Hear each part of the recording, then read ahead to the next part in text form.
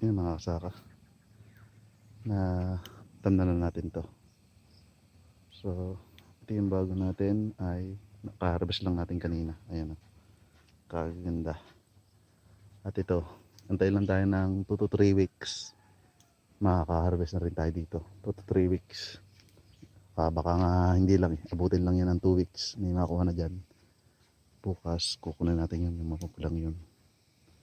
Tapos ito, tanggalin na natin yan, grass cutter natin. Pero bago natin grass cutter yan, kukunin natin yung mga talbos na yan. Yan na yung magsisilbing binhi natin, pananim. So ito kasi nauna to, kaya naka-harvest na tayo.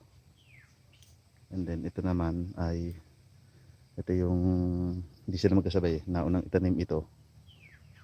Tapos ito ay 1 week yung kanilang pagitan ng pagkatanim. Kaya ganda na ng talbos. Ayan. Tingnan nyo yung difference ng bagong talbos sa lumang talbos. Ayan. Isa dun sa lumang talbos, mapupula yung dahon na yan. Ayan. Kaya need na talaga siyang palitan.